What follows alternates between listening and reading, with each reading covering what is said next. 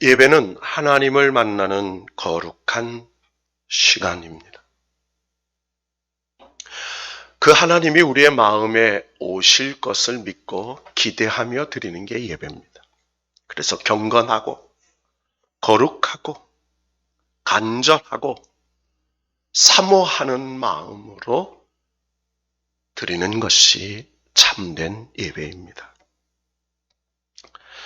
교회의 모든 절기는 중요하지만 특별히 우리가 이 대강절, 대림절을 지키는 이유가 두 가지가 있습니다.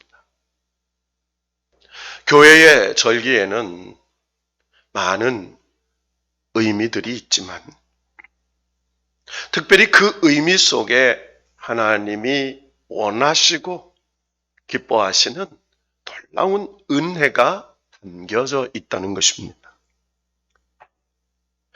대림절을 지키는 이유 중에 첫째는 구약 성경에 예언된 그대로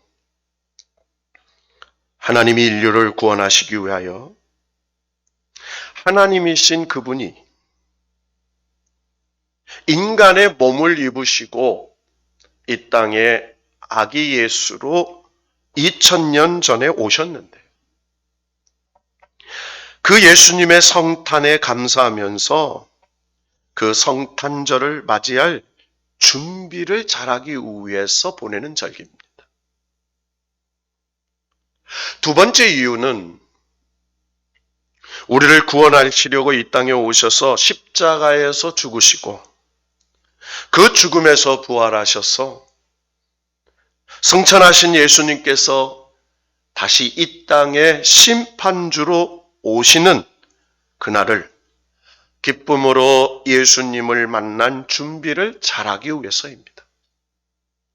그러니까 2000년 전에 우리를 죄에서 구원하러 오시는 아기 예수의 성탄을 준비하고 앞으로 우리를 영원한 처소로 예배하러 인도하실 재림주 예수를 맞이할 준비를 하는 절기라는 것입니다. 여러분은 2000년 전 이 땅에 오셨던 예수님의 성탄에 감사하며 성탄절을 맞이할 준비를 잘하는 이 대림절을 보내면서 그리고 다시 오실 예수 그리스도를 만날 준비를 잘해야 하는 이 대림절 기간을 어떻게 보내고 계십니까? 제가 여러분에게 질문을 드리려고 합니다.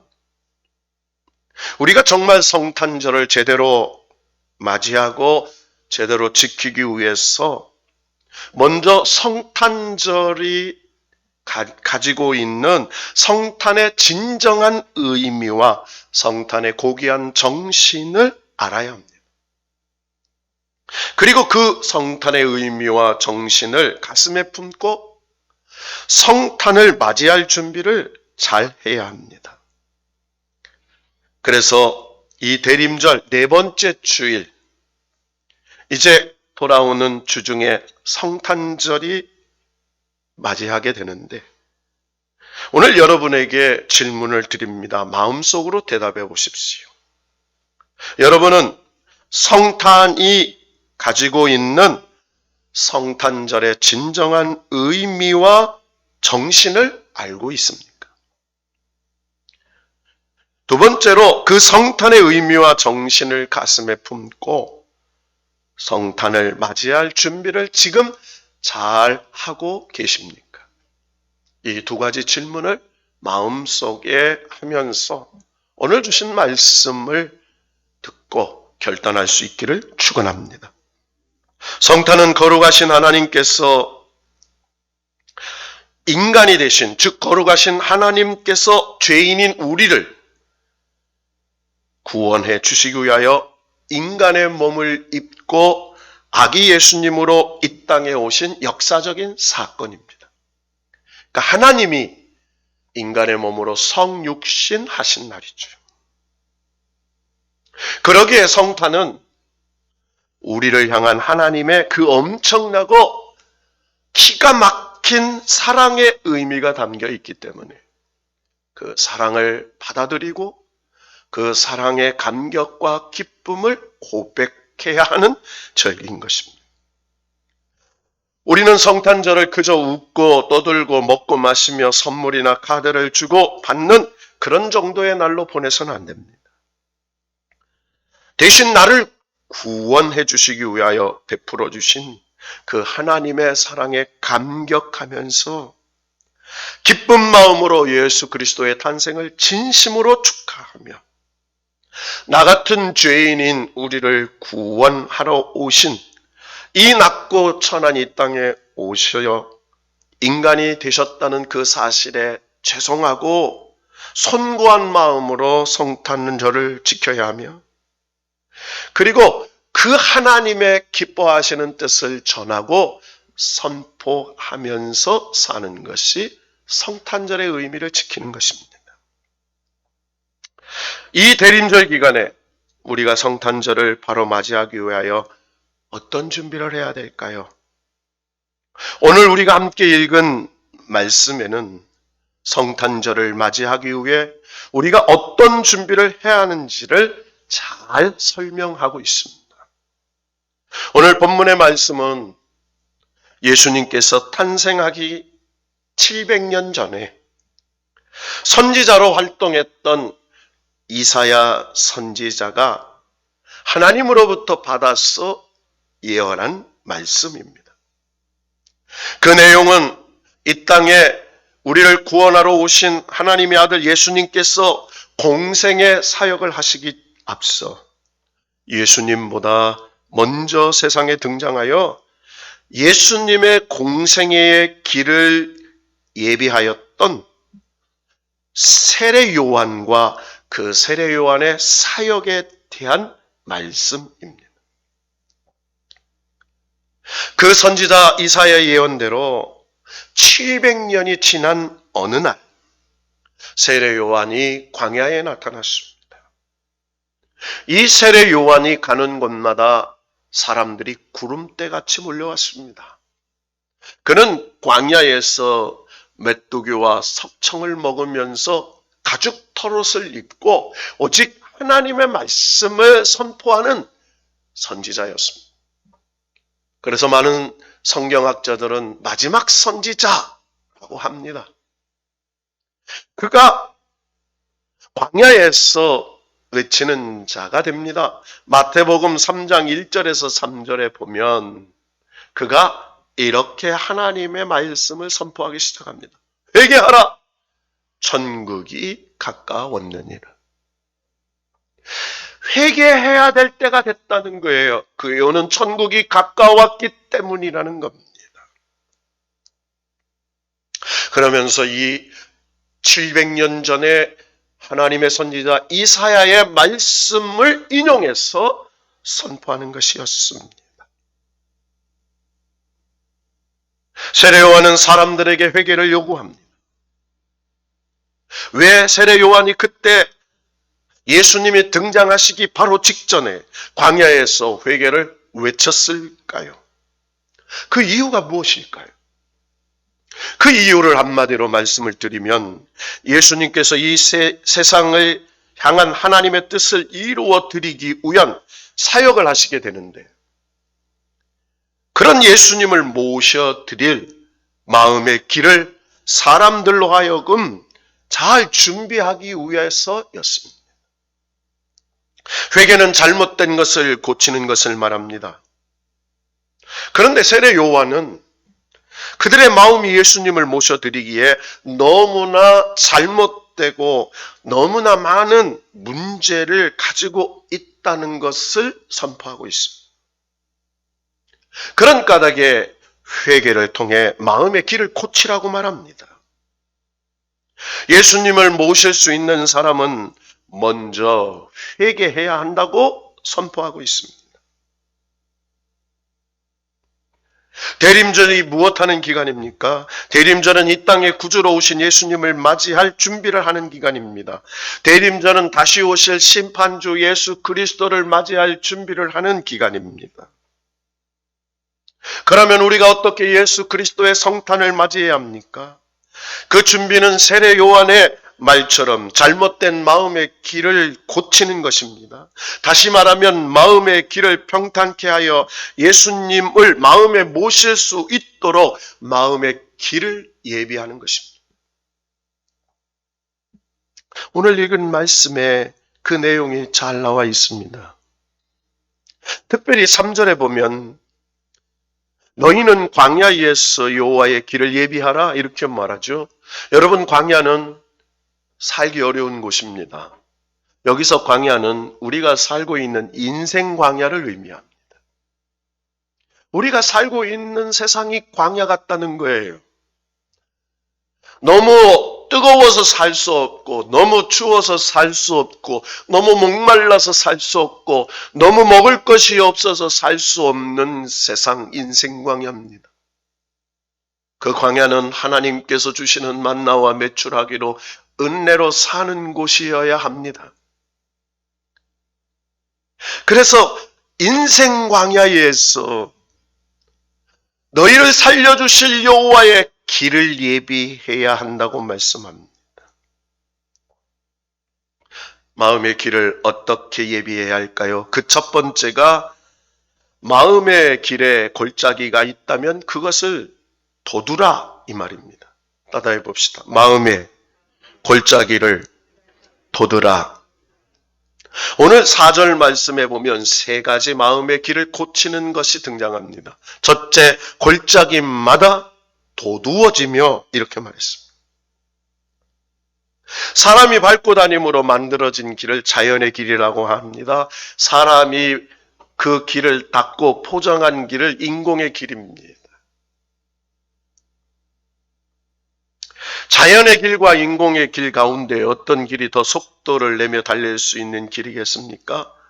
소위 얘기해서 포장하고 잘 만들어 놓은 길이 더 다니기가 수월합니다.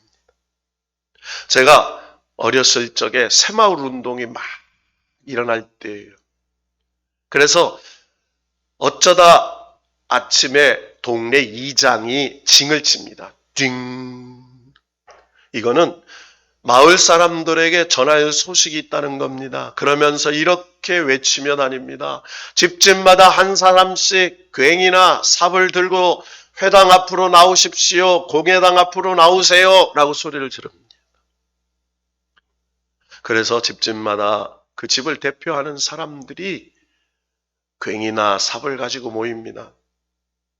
저희 집은 저희 어머니가 장사를 하러 가시고 또 저희 누님이나 형님들은 다 출가하고 제가 남아가지고 제가 괭이를 들고 나갑니다. 국민학교 학생이 나가는 거죠. 지금의 초등학생. 그래도 동네 이장이나 어른들이 인정해 주셨어요. 저 집에는 나올 사람이 쟤밖에 없으니까 한 사람 목으로 쳐줬어요.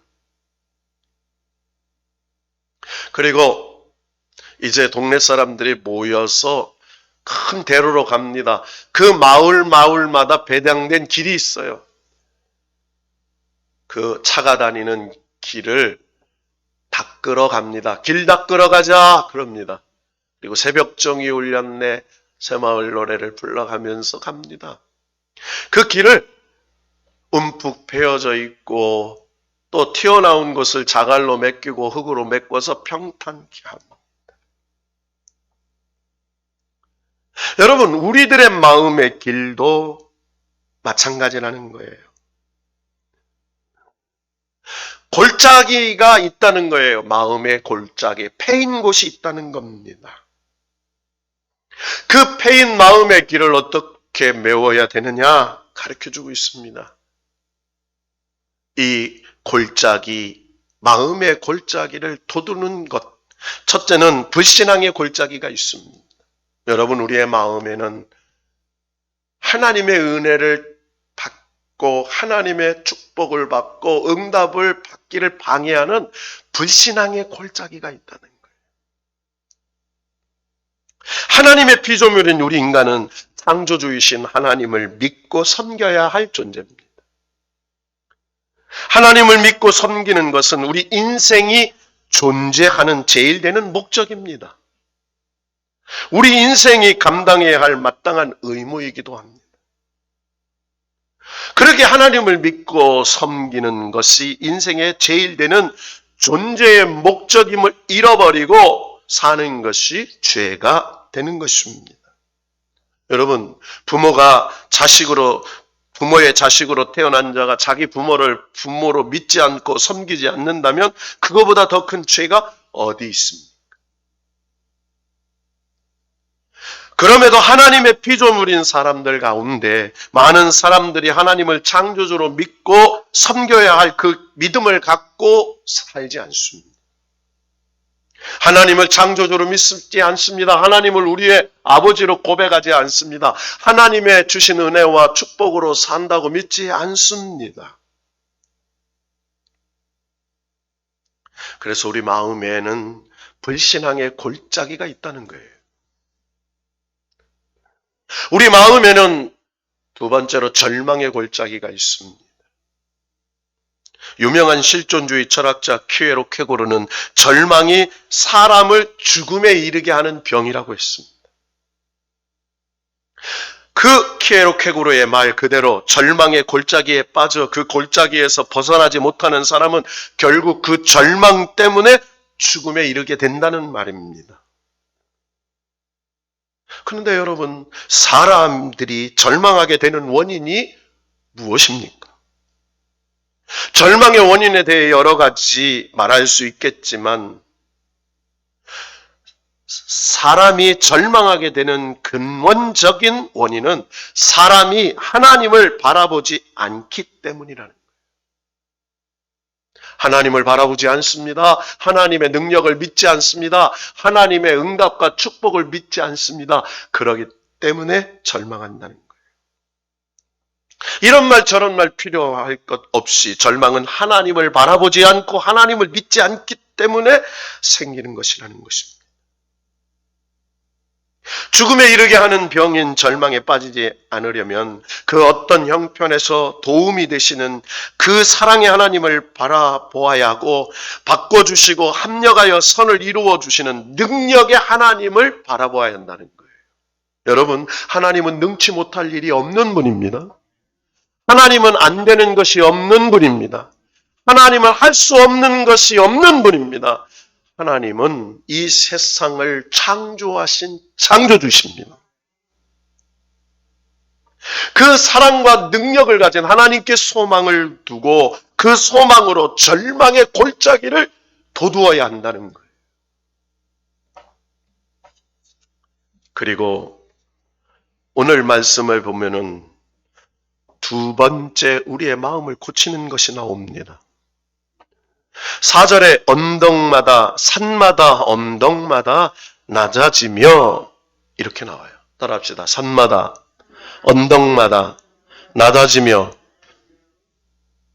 산마다 언덕마다 낮아지며 산은 높은 산을 말하고 언덕은 낮은 산을 말합니다. 모두 다 그냥 산으로 이해해야 해도 무리는 없습니다만은 산은 평지보다 분명히 높습니다. 그래서 평지에서는 막힘이 없던 길이다 할지라도 앞에 산이 있으면 그 산 때문에 길을 더욱 낼 수가 없습니다. 그 길을 나아가기 위해서는 그 산을 무너뜨려야 합니다. 언덕을 낮추어야 합니다. 오늘 본문의 여호와의 길, 주의 길을 예비하기 위한 그 산마다 언덕마다 낮아지라는 말씀은 예수님이 내 마음에 오시기 위해서는 우리의 마음의 길에 산이나 언덕이 우뚝 솟아 있다는 거예요. 여러분, 여기서 말하는 산과 언덕은 우리의 교만을 상징합니다. 우리의 마음의 교만이라는 산이 있어요. 우리의 마음의 교만이라는 언덕이 있습니다. 여러분, 교만이라는 말을 국어사전에 찾아보면 잘난 체하여 빙자하고 방자하고 버릇이 없음을 일컫는 말 이렇게 돼 있어요. 남을 깔보고 자신을 높게 평하는 그런 마음. 근데 성경에서 교만은 하나님의 은혜와 도움을 부인하는 행위 이렇게 말해요. 하나님 도움 없이, 하나님 은혜 없이 살 수 있습니다 라고 하는 것이 교만이라는 거예요. 성경은 그것을 최고의 범죄 행위라고 간주하고 있습니다. 시편 18편 27절과 잠언 29장 23절에 하나님은 교만한 자에게 오실 수 없다고 말을 하는 거예요. 교만한 마음을 겸손한 마음으로 낮아져야만 예수님을 만날 수 있다는 겁니다. 베드로전서 5장 5절 하반절에 보면 이런 말씀이 있습니다. 하나님은 교만한 자를 대적하시되 겸손한 자들에게는 은혜를 주시는. 우리 옆 사람 축복합시다. 겸손한 우리에게 은혜 주시기 원합니다. 교만한 자를 멀리하세요. 대적하세요. 겸손한 자에게 은혜를 주세요. 커밍워크라는 사람인 성공의 요인을 4가지로 얘기했어요. 첫째는 지능지수, IQ죠. 둘째는 지식, 셋째는 기술, 4번째는 태도, 자세 이렇게 있어요.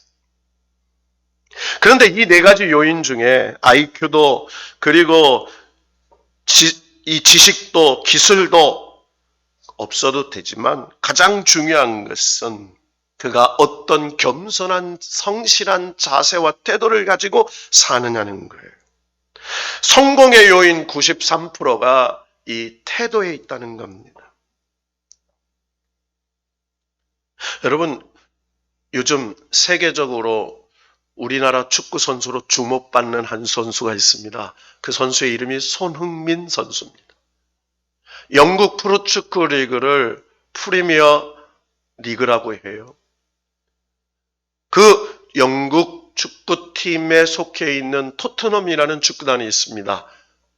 거기에 소속된 선수예요. 요즘 얼마나 잘하는지 많은 세계 축구 전문가들이 그를 향해 월드 클래스 이렇게 말합니다. 세계적인 선수다 당신은. 그런데 그 아버지 손웅정 선생이 있습니다.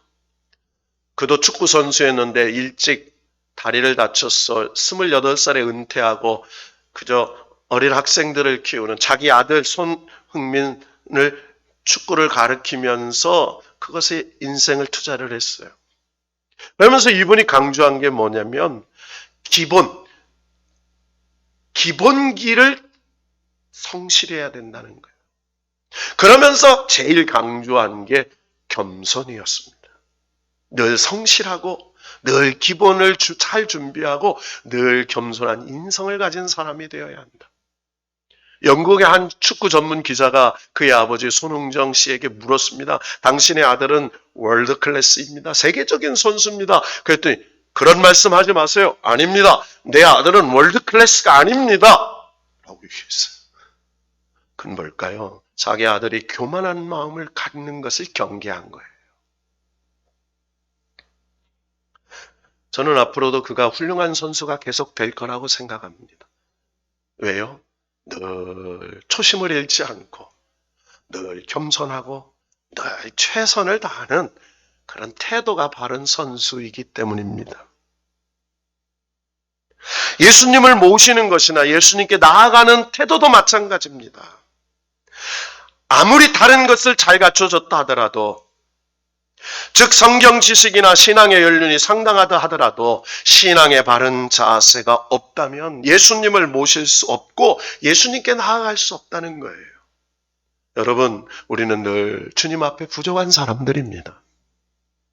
늘 부족하고 늘 죄인이고 늘 부끄럽고 은혜 없이는 살 수 없는 구원받은 죄인이라고 생각하면서 늘 하나님 앞에 겸손한 마음으로 은혜를 구하는 태도가 필요한 줄로 믿습니다.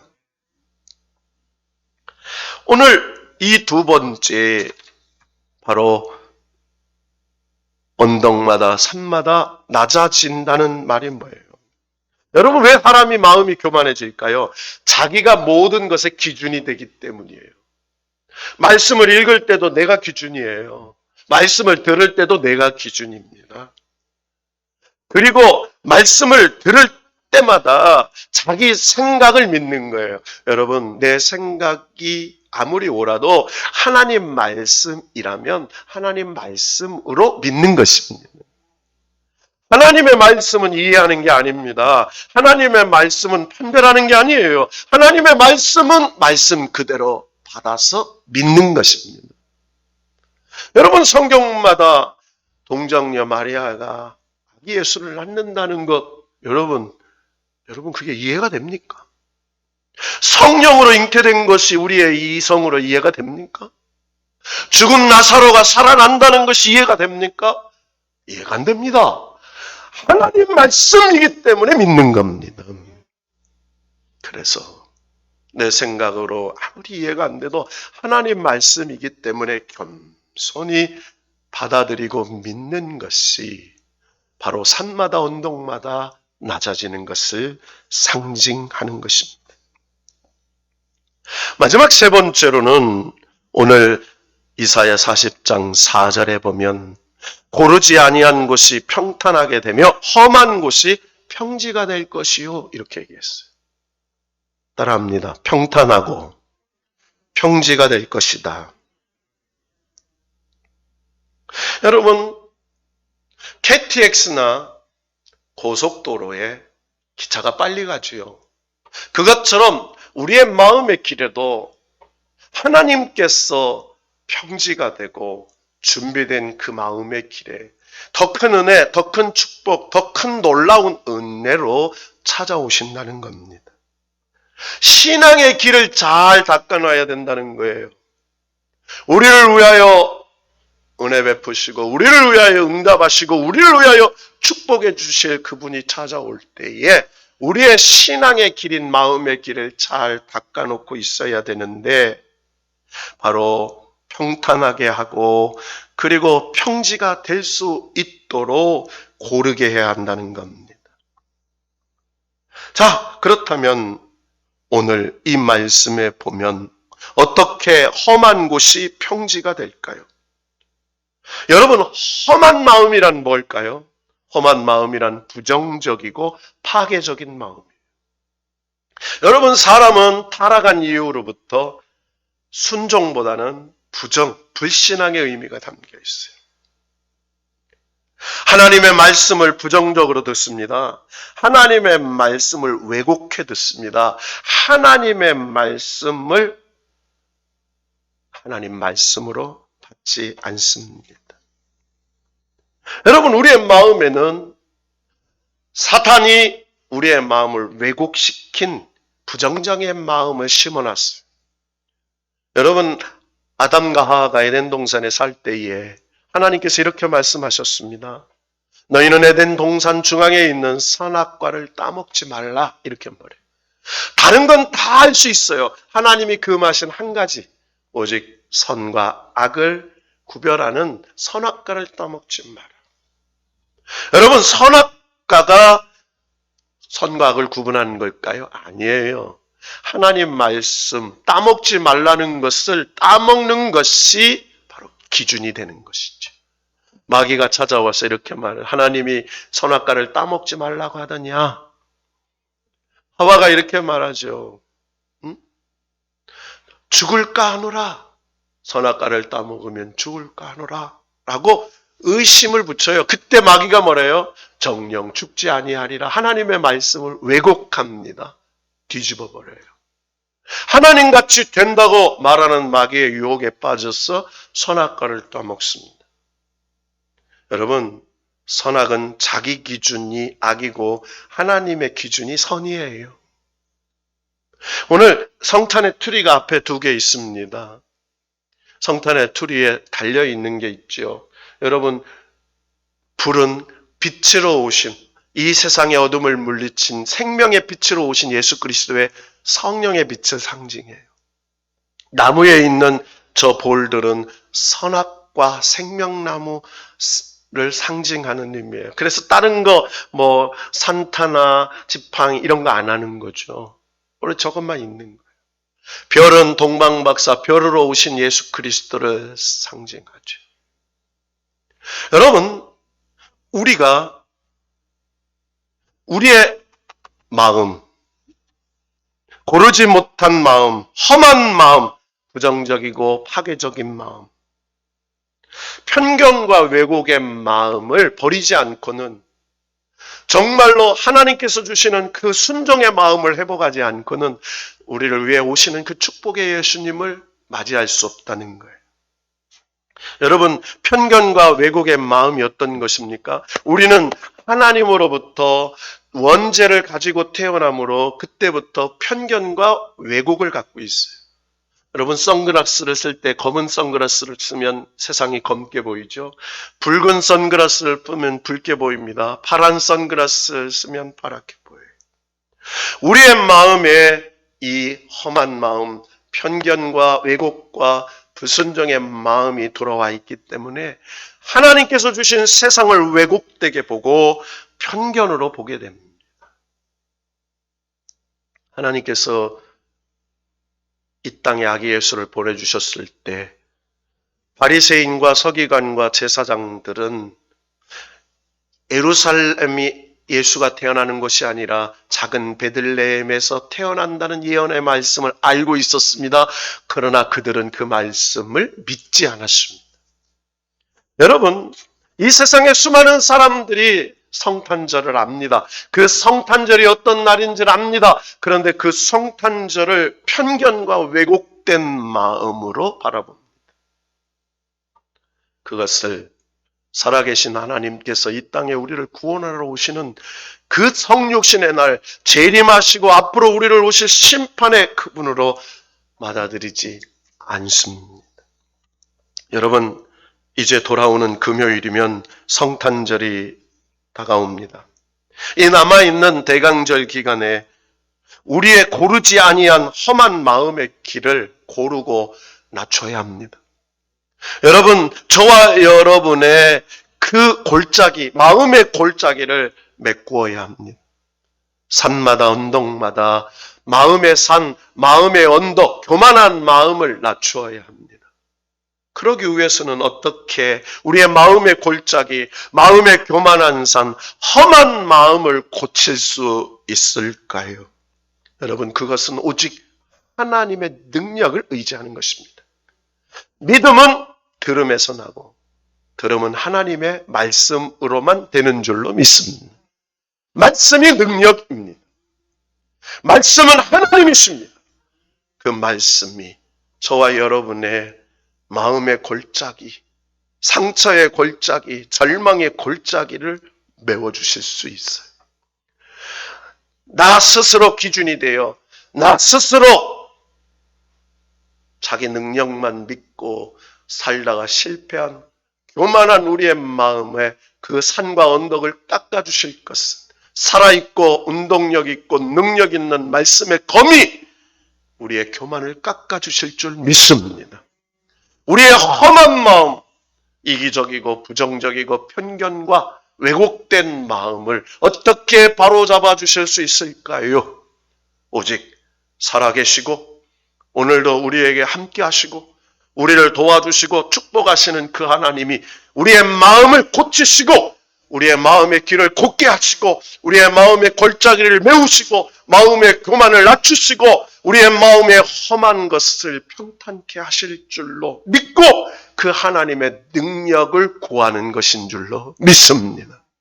여러분, 이 성탄은 이제 우리를 죄에서 구원하러 오신 예수 그리스도의 그 구원의 예수를 다시 한번 기억하고 그리고 우리를 심판하러 오신 공의 하나님 그리고 영원한 천국으로 우리를 인도하실 그분이 오신다는 사실을 믿고 어떠한 삶의 어려움 속에 이 코로나 위험 속에 절망하지 않고 하나님이 능히 이기게 하실 줄로 믿고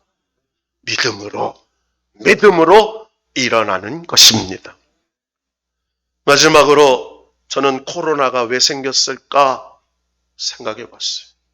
코로나 증상이 오면 목이 따갑고 우리의 기관지와 심장과 폐를 공격을 한다는. 저는 제 의미대로 하나님 말씀에 묵상하면서 그렇구나. 편견되고 왜곡되고 험한 마음에서 불평과 원망과 죄악과 더러운 말을 쏟아낸 우리의 육체의 마음을 고치라고 하시는 것이고, 여러분 회개해야 합니다. 여러분 이 코로나가 물러가기 위해서는 회개해야 합니다. 여러분 백신이 나오고 치료제가 나오는 게 문제가 아니라 하나님께서 원천적으로 고쳐주셔야 됩니다.